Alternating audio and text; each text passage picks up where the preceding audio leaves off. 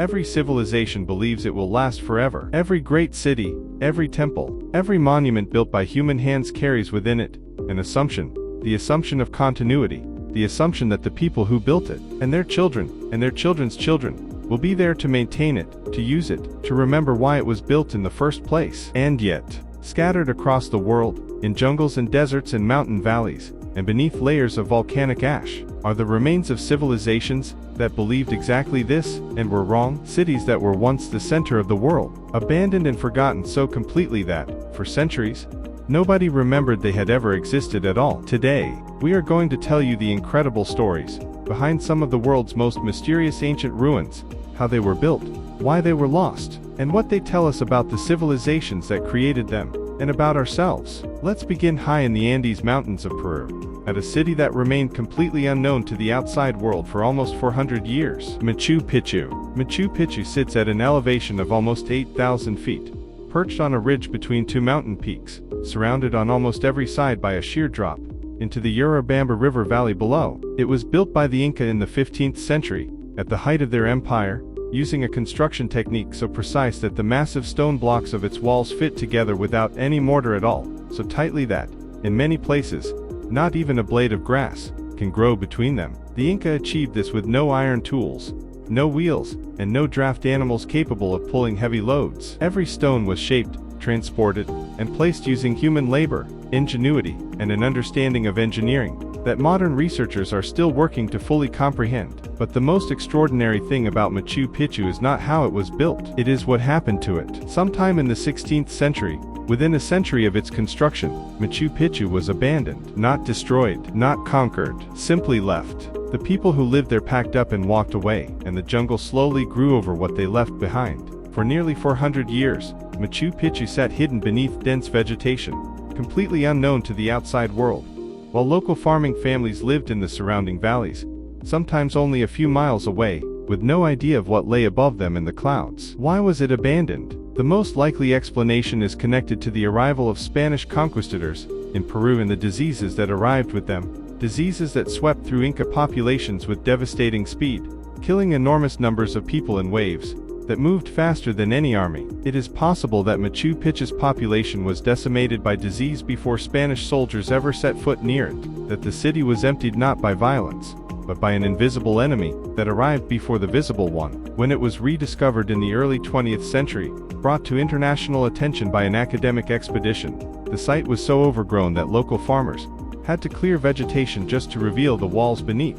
A city built with extraordinary precision, occupied for less than a century, then erased from human memory for nearly 400 years, and then found again, exactly as it had been left. From the mountains of Peru, let's travel to one of the most remote, inhabited places on Earth, a tiny island in the middle of the Pacific Ocean, over 1,000 miles from its nearest neighbor, Easter Island. Easter Island is famous for one thing: the moai, enormous stone statues, some of them over 30 feet tall and weighing more than 80 tons, carved from volcanic rock and erected along the island's coastline, facing inland, watching over the communities that built them. There are nearly 1,000 of these statues on an island that measures only 63 square miles. And the question that has fascinated researchers for centuries is not just how they were carved, though that alone is remarkable, but how they were moved. Some of the moai were transported more than 10 miles from the quarry where they were carved to the locations where they now stand, across terrain with no wheels, no draft animals, and no modern machinery of any kind. For a long time,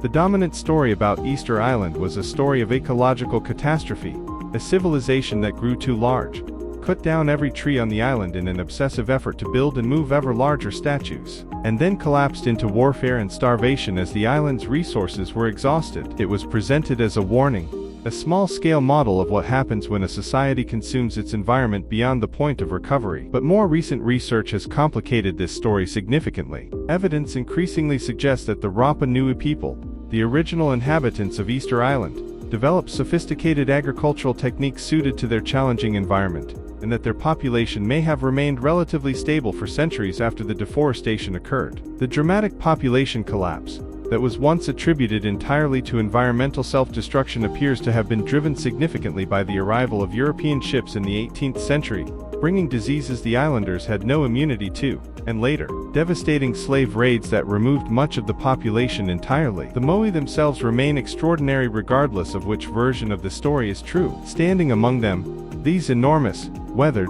dignified faces, looking out toward the sea or inland toward the communities that carved them, is one of the most genuinely moving experiences available anywhere in the world. They represent an investment of labor and resources on a tiny, isolated island that is genuinely difficult to comprehend, and the mystery of exactly how they were moved, a mystery that researchers have tested through experimental archaeology, with some success but no definitive final answer, remains one of the great open questions of ancient engineering. Now let's travel to Southeast Asia, to a city so vast that, at its height, it may have been the largest urban settlement on Earth, and that was so completely reclaimed by the jungle that it was effectively erased from outside knowledge for centuries. Angkor, in Cambodia. Angkor was the capital of the Khmer Empire, which dominated Southeast Asia for over 500 years. At its peak, in the 12th and 13th centuries, the city of Angkor covered an area larger than modern Los Angeles, with a population that may have exceeded 1 million people at a time when London had perhaps 50,000. The most famous structure within it,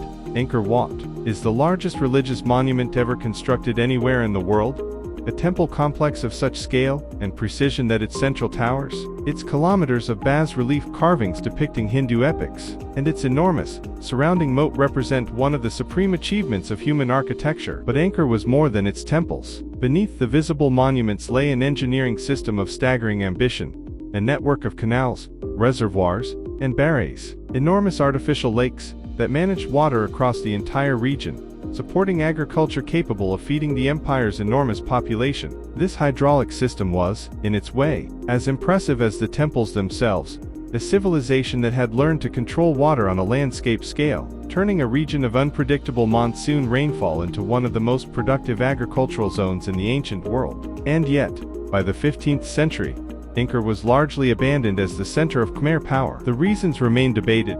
A combination of factors likely contributed, including changes in regional trade routes, conflicts with neighboring kingdoms, and increasingly severe climate fluctuations that researchers have identified through tree ring records, decades of extreme drought followed by intense monsoon flooding, that may have overwhelmed even Angkor's sophisticated water management systems. The temples were never entirely forgotten. They remained active religious sites for Buddhist monks even as the surrounding city declined. But the jungle reclaimed the urban infrastructure so completely that the true scale of Angkor's ancient population and engineering sophistication has only been fully understood in recent decades, through the use of airborne laser scanning technology that can see through dense forest canopy to map structures invisible from the ground. From the jungles of Cambodia, let's travel to the deserts of the Middle East, to a city carved directly into rose-colored rock, hidden within a narrow canyon that served for centuries as one of the most important trading crossroads in the ancient world. Petra, in Jordan. Petra was the capital of the Nabatean kingdom, a civilization that grew wealthy by controlling the trade routes that carried incense, spices, and silk between Arabia, the Mediterranean, and beyond. The city's most famous structures, including the elaborate facade known as the Treasury, are not built in the conventional sense. They are carved directly into the sandstone cliffs that surround the city, their elaborate Greek and Roman influenced facades concealing chambers cut deep into the rock behind them. The effect, especially when approached through the narrow gorge known as the Sick, a winding passage barely wide enough for 2 camels to pass, with walls rising over 200 feet on either side, is one of genuine theatrical drama. You walk through darkness and shadow, the rock walls pressing close on either side, and then, suddenly, the passage opens, and the treasury's facade appears, glowing pink and gold in the desert light. Petra's location was its genius. The narrow canyons that surround it provided natural defense, while a sophisticated system of dams, cisterns, and water channels, carved into the rock with extraordinary precision,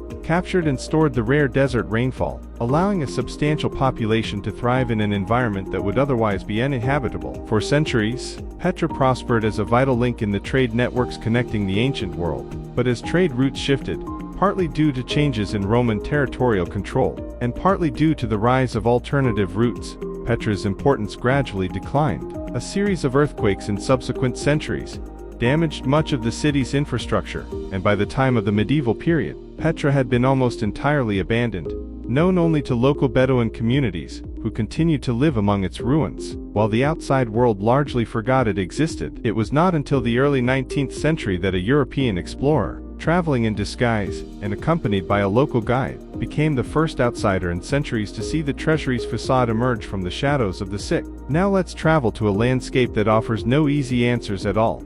A circle of massive standing stones on a plain in southern England, whose purpose remains, after thousands of years of study, only partially understood. Stonehenge. Stonehenge was constructed in stages over a period of more than 1,000 years, beginning around 5,000 years ago. The stones themselves are remarkable for two reasons. The smaller stones, known as blue stones, were transported from a quarry in Wales, nearly 150 miles away, using methods that remain a subject of genuine debate among archaeologists. The larger stones, the massive sarsens that form the iconic outer circle and inner horseshoe, were transported from a quarry roughly 20 miles away, each weighing as much as 25 tons, moved and raised into position using technology that, like the moai of Easter Island, represents an extraordinary achievement for a society without metal tools, wheels, or draft animals capable of the task. What Stonehenge was for remains genuinely uncertain, and this uncertainty is part of what makes it so compelling. The monument's alignment with the solstices,